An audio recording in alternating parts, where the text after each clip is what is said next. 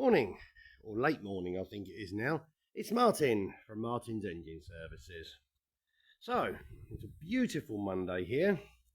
Sun's blazing away again and it's a little bit fresh today compared to yesterday. Got a lovely view of everything out here. Nicely cut hedges, all the gardening's done. So, a very productive day yesterday with the help from my friend. And this morning I thought, okay, I've got a couple of errands to run.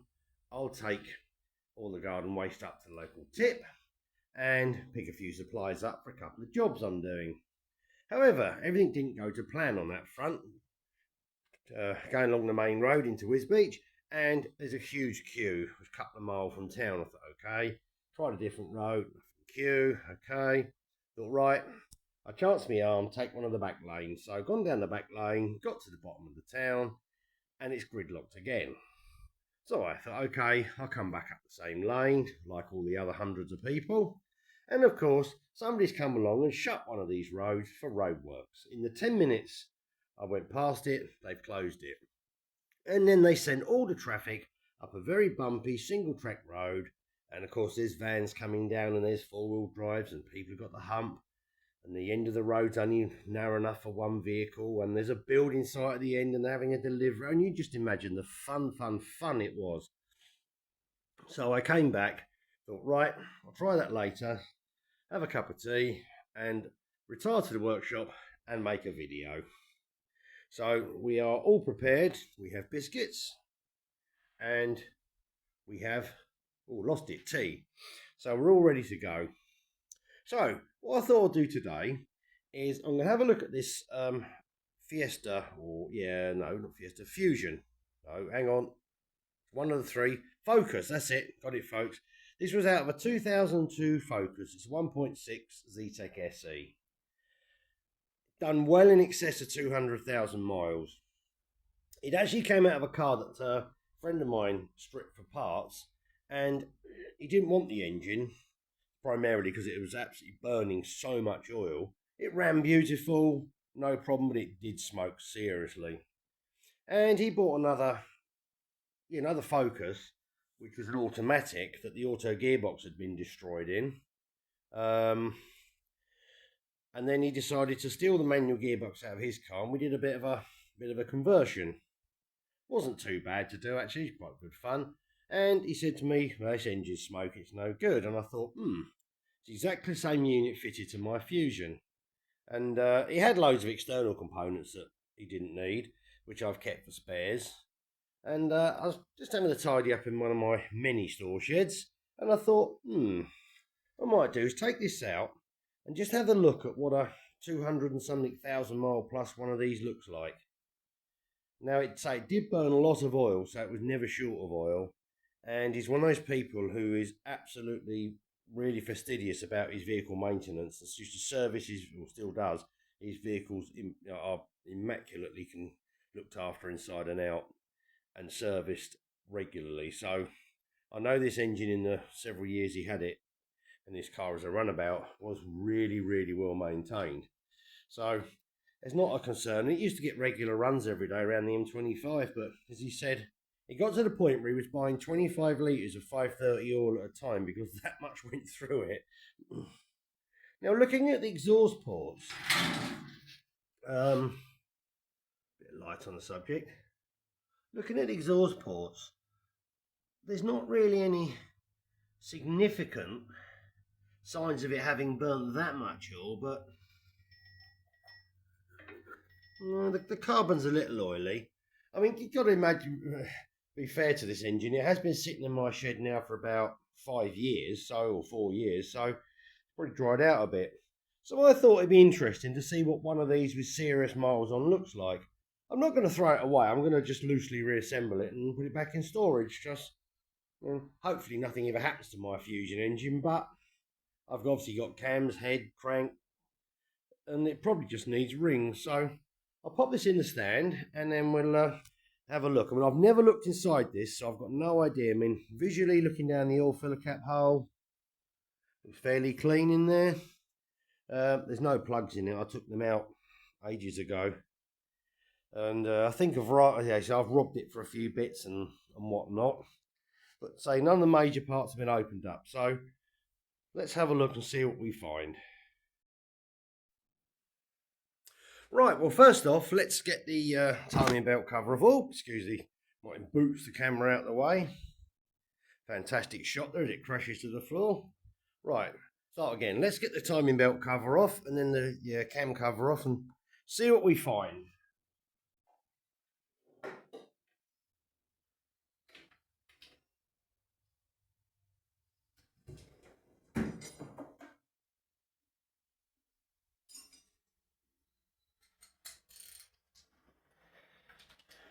Right.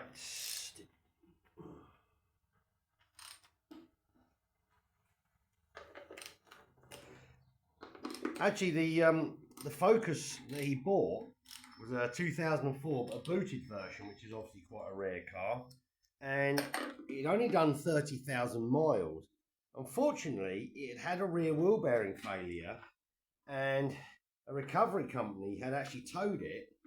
And the guy we bought it from said that he was a long way away from anywhere when it happened, and they towed it to a garage for him. Now, fortunately, they towed it backwards. And of course, it was automatic, so they put it in neutral, and they've towed it backwards for some considerable miles. And what appeared to have happened was that at some point, the gearbox had chewed itself up internally and had actually locked up, because it still went forwards fine, and it had no fault codes, but it simply did have no reverse whatsoever. So we couldn't find a transmission at the time, so we said, oh, we'll have a laugh and do a manual conversion, which is pretty easy on a Focus.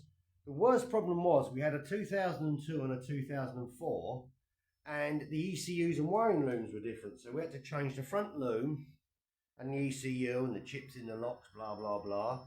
There was something else. Oh, we had to add one extra wire to get the air conditioning working. So it wasn't a big disaster.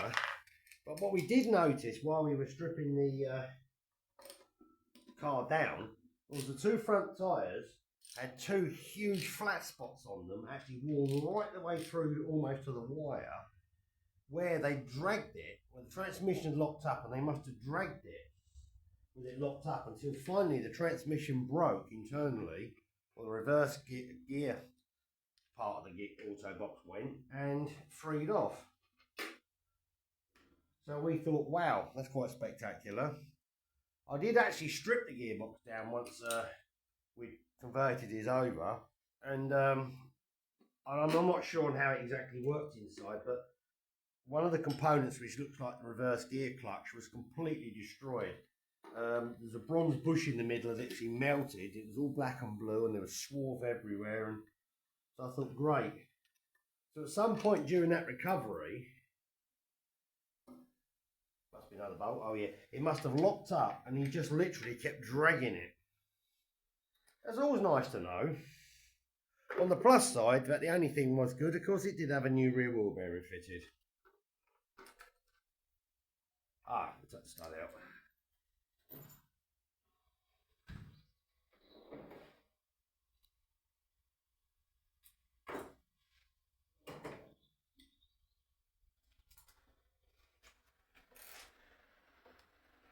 Wrong side.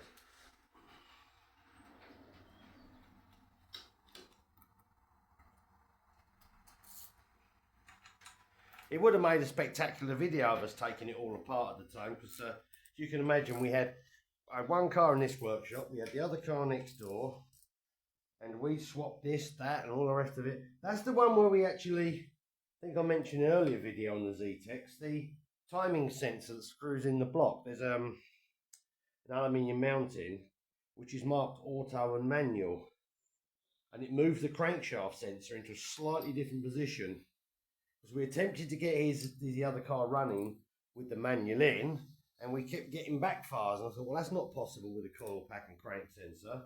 And eventually we figured out that it had that's what the problem was. So we had to take the gearbox out and the flywheel off again to change that part over. And once we'd done that, we did notice that written on it, it actually said auto. So live and learn. One of them live and learns. Anyhow, I do remember him doing he did a belt on this years ago, so this all pretty new in there. So yes, all there, it's all clean. Yeah, it seems to be quite intact. So I'll just pop this cover off and I'll bring you back to have a look what's inside there. Well, we know what's inside there, but have a look at the condition.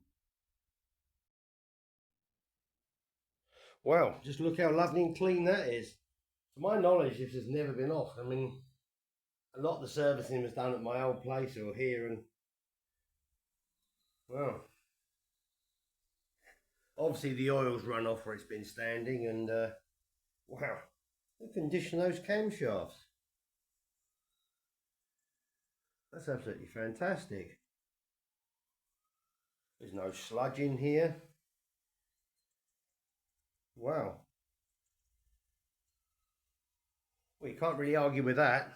Mind you, I'd imagine the amount of oil that used to get poured through this thing, you say it's definitely been flushed. I think at the end of it all, I think you used to carry the barrel of oil in the boot. Wow. That really is clean. I mean, there's a little bit of the oil left on top of the head bolt here, and it's absolutely crystal clean. Doesn't even smell burnt. Well, I'll argue with that.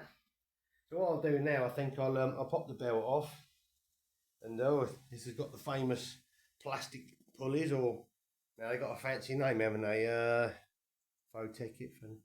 Phenolic. I think it's phenolic or phenolic or something like that. Resin. It's a very hard, tough, durable product. I think it's the thing they make brake caliper pistons out of, and it seems to hold up, but I'm not sure. I prefer the my Fusion's got metal ones on, so I think I prefer the metal ones. There again, they've been there for 200 and God knows. I think they've done about 220, 230,000, something of that nature. So it was definitely up there. Right, I'll pop the cams out and have a little look at those. Well, that's all them off. And I've got to say, these camshafts are absolutely perfect.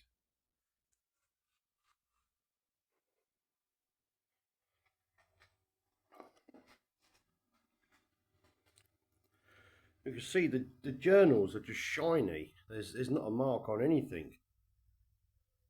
Oh, that groove's supposed to be there. That's an oiling groove. Not about that one.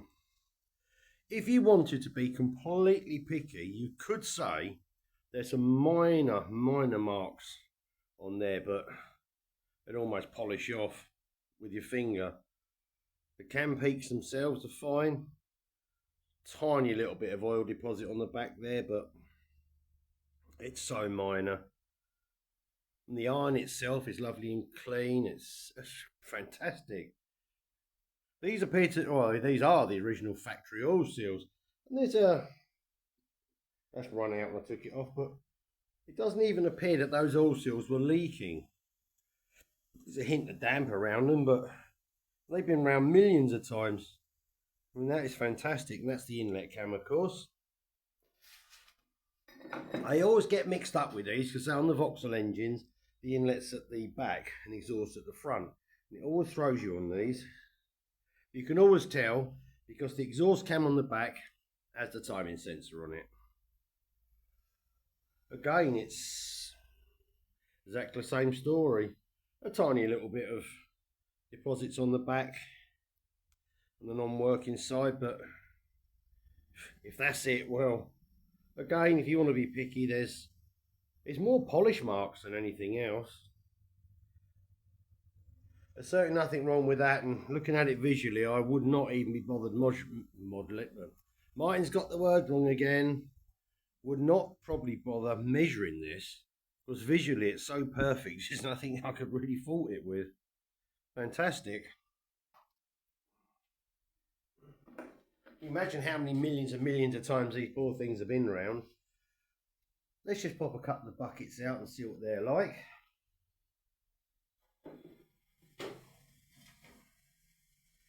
Anyone at random, that one.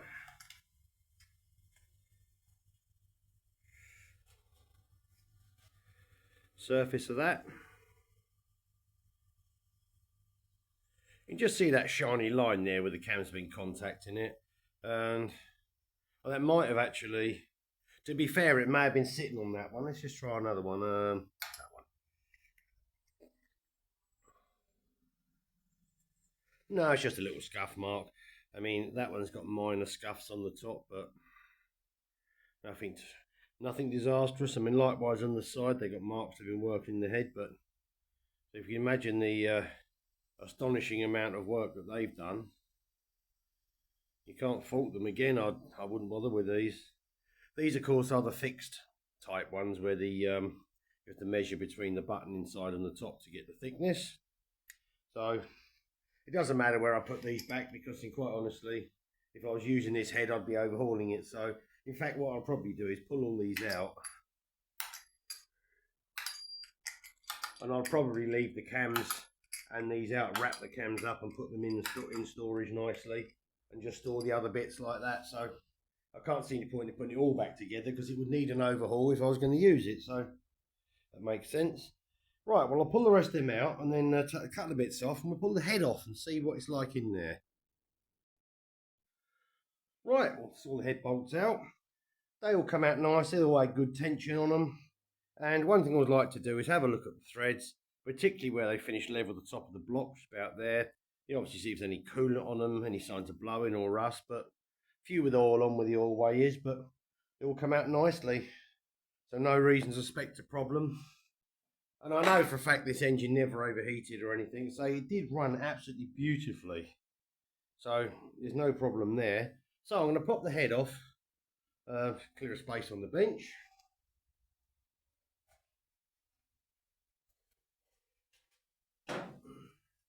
Usual lack of preparation.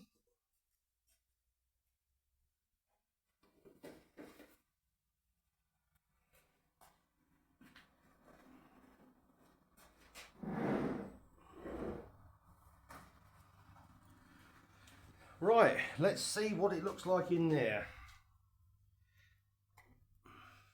Ooh.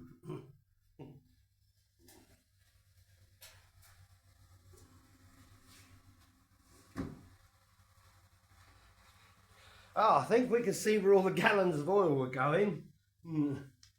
Oh, let's pop the head gasket off.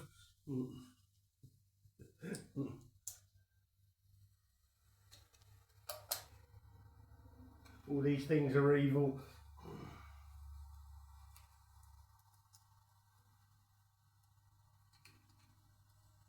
Actually, I think we'll leave that for the moment. No, we've got to get it off. I want to pop a couple of pistons out.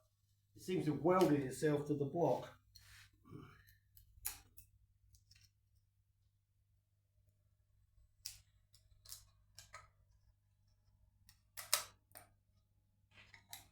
Wow.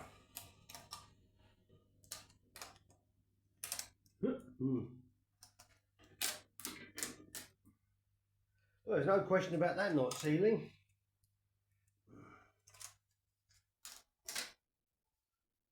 Cool. You can see the original Ford head gaskets, the old sealant they put on the gasket from factory worked a treat, so let's get rid of that. Now just look at the carbon on top of those pistons. This is all the oil it's been burning. Oh wow. There's a massive ridge of it on the top of the bore here. If you scrape it off. Oh wow.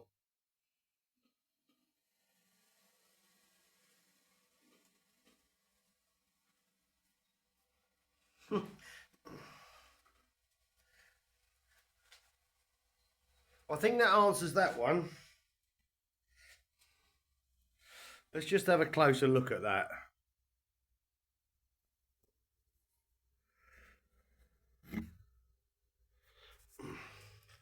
Right, well there we go. That's a few 30, 40, 50 litres of oil or whatever it must have got through. Oh yeah, that's proper chunky.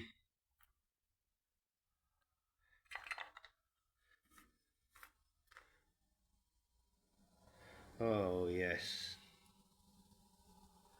And the cylinder bores themselves, actually, yeah, the cross hatching still. There's a little bit of a, well, it's not even really a, no, there's no there is a ridge or line where the rings stop, but you can't actually feel that whatsoever. I'd say there's pretty much as zero bore wear. I mean, the hatching marks are still visible there. Oh, look at the amount of oil. I mean, as always with these, you'll get a bit of piston rattle, but actually, nowhere near as what you'd expect.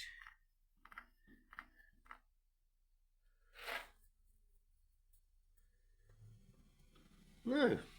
I mean, my Fusion's done 116, 117,000 now. And you start that up from like this morning where it's quite cold, and that really does got quite a piston rattle to it now. It shuts up after 5 minutes, and it's been like that for quite a few years now. It's not uncommon for these. It doesn't burn any oil whatsoever, and it never has done. So I just say to it, shut up, that'll be all right. Wow, that's some serious carbon in there. So the bores.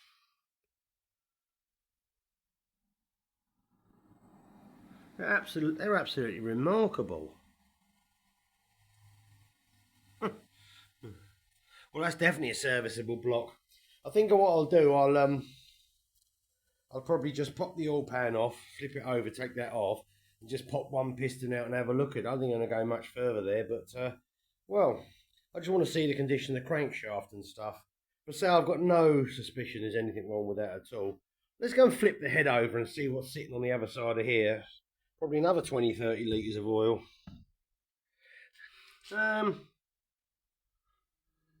Oh yeah, look, you see it all flaking off there where it's dried up in the combustion chamber. And you can see how much is on the exhaust valves. Yeah, look at it all flaking off. A self-decoking engine. You see how small the valves are still in these, and given in mind, say this is the 1.6, they are quite tiny exhaust valves compared to the GM units where the valves are, you know, almost that big. So it seems to be a very efficient little engine. A little bit of corrosion there in the cooling system, but I mean that's had no water in it for years. And if I was going to use this head, I'd just give it a good wash through. But yeah, look at that oil. The inlet valves are obviously pretty clean. The exhausts will probably be fine. I really can't fault that. I'm not going to take any of them out and have a look. That's a certainty. I'd say it ran beautiful on all 4 cylinders. The only thing that was ever a problem was the smoking. The actual general exhaust emissions were actually very good. You can see how hard it was breathing though, because I mean, see, there's all this oil's come up the breather, so that's the net result of all the blow by. But no, I'm very pleased with that. And you see how beautiful and clean it is in there. There's hardly any carbony oil in there anywhere. I mean, that's about it, I think. Tiny little bit there, but it just wipes off. So that's brilliant condition. I say it's purely a spare. I mean, I'm hoping I never have a disaster and need to use it, but it was 3 parts. And I thought, oh well, stick them in the shed, sort of thing. Keep them. Cost nothing to keep them. Anyhow, let's put things on hold for a moment. And I'll flip that over. Do you know, I can't remember if I drained the oil out. Let's find that out before I flip it over, shall we? And I won't do that live in case something happens. And then I'll have a peer in the bottom end to see what that looks like. So, back in a mo. Right, well, there's the sump off. Dirty and anticipated, really. Looking at the top end of the engine, I'm rather surprised about that, but it's not. Yeah, it's not hideous. It's not pasty or anything, it's just a little bit of old oil over the years, but general oil's pretty clean. I'm quite surprised at that.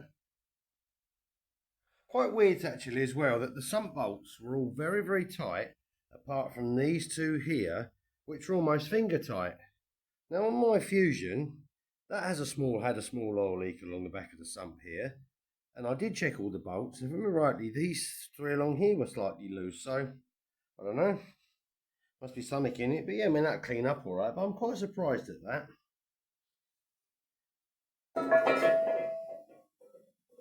Now, one thing I did notice while I was taking the front pulley off, there seems to be a little bit of quite a bit of infloat in this crank. Remember that last one I did, that Puma engine, which had a surprising amount of infloat in the crank and turned out to be a destroyed crankshaft. Well, I think it's probably still in limits, but I'm going to have a look at it out of curiosity. So I'm going to pop the oil pickup off and the windage tray, and just see if I can have a little visual on that and just see if it's see if it is bad. I do hope not, but we shall find out. Well, things have moved on a little further than anticipated. I decided to pop out one of the pistons, as I said previously, and I've just popped out a random number 4. Now, as we suspected, or I suspected, the oil control ring is completely frozen into the piston with carbon, and you can see the amount of blow by on the side of the piston there by the wrist pin, and likewise on the rod. Now the big end bearing, I looked at that and that started to tell me a bit of a tale. You can see there's quite a nasty witness mark in there. I thought, now that shell still a reasonably good fit in the rod. However, the corresponding shell in the cap, if I can get hold of it, come back. This one's alive. Right, this corresponding shell in the cap has also taken quite a bit of punishment and has a nasty witness mark. It is also not a tight fit in the rod. It's loose. And likewise, several of the others are actually loose as number 1. And I haven't looked at that one yet. See, now number 1, I haven't wiped the oil off yet, but that has taken a serious pounding. The surface of that is starting to tear up, although it's very smooth, but it's obviously torn up, and again, it's very loose. It's very loose in the housing. Yeah, I mean, there's no tension at all, so the bearing was starting to get hammered. Likewise, number 2's got themselves a similar story. Very hammered. Again, very smooth. 3's okay. Corresponding cap, 3's good. 2 the same, and bearings is loose. So they were starting to get hammered. Well, none of them had got to the stage of spinning, but I think it might have been lucky. I can only presume that at some point in its earlier life, maybe it's burning a bit of oil before he got it, and it probably had been run low at some point. Now, the mains also tell a similar story. Ignoring that one, which way round are we? That's the front. Right, number 2 main there, got some scuffing and a shiny patch on the end. Now, number 1 has got some signs of dirt been through it and a shiny patch. Now, number 3, or the centre one, has got some quite significant scuffing and scoring on it, but it's pretty smooth. Now, likewise 5. Now, number 4 would appear to have had some dirt actually trapped in it, potentially when it was manufactured, because those lines there have been there for a long time. Again, it has got shiny marks on them. You can't feel them, they put it polished up. It's got the classic indications of it was very low on oil at some point, slightly marked the bearings, and then through all the miles has polished up. Now, our friend the thrust washer, I thought the crankshaft had quite a bit of infloat in it. I didn't bother measuring it because I could see it. And again, the thrust washer, it started to get hammered. This is the working side, where all the load goes on. So you put your foot on the clutch, it goes this way. And this was down against the shoulder on the crank. It has marked the shoulder here, but it doesn't appear to have started gouging it. There are a few witness marks around there and a couple of lines, but nothing. Can't quite see it, but no, nothing looks completely horrible yet. But I've just measured this, and the worn side to the other side is, well, one side was, don't measure everything, 182. On the other side, get in the right place. Oh, trying to do this one hand's not easy. 2 sump 2, 183 there, 187 there. So yeah, there is a variation of 0.03, 0.04 of a mil along the face, and it's just starting to drag the metal over. There's a tiny, can't quite see, there's a tiny little sharp edge there where the metal's been pounding, and it's just rolled it over the edge here, just started to flatten it out there. And you can actually get it in the right angle, you can see it pointing something in the right angle, just there. The curve slightly flattens out and then comes back in again, which is actually hammering it out. Likewise, here, it's slightly flattened out here. It's like it's a little bit wider there, and the same here, and that's a very sharp edge there. So I think we caught that one in time. Now I'm going to have to measure the rest of this crankshaft very, very closely, because it has got a mark on number 4. It feels quite smooth. There are some scratches on the other journals that will probably polish out, but that's the one of concern here. You can sort of feel it. Yeah, and you can see the discoloration around the centre, and that corresponds with the discoloration line on the bearing. Very interesting. I say I'm quite surprised to find that, but I think this has happened a long time ago. Now, the normal telltale on these engines, or most overhead camshaft engines where the cams run in the head, is the state of the cam bearings, because obviously these get the oil last and are working very hard. I mean, there's a tiny mark in there, but the bearing caps themselves, let's have a look at a couple of the cam bearing caps. No, nothing in that one. Pick anyone, that one. Tiny bit of shine to that one. And we'll have that one. That one's got one little mark in it, actually, there. It didn't correspond with anything on the cam, and its neighbour.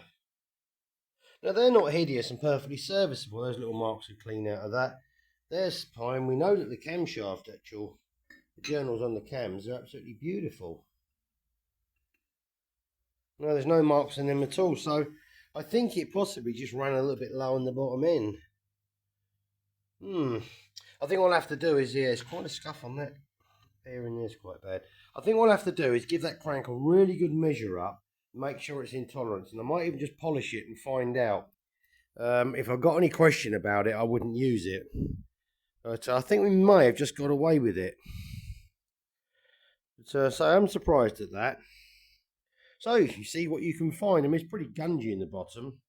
We've got to imagine there's been an awful lot of piston blow-by going on for a long time.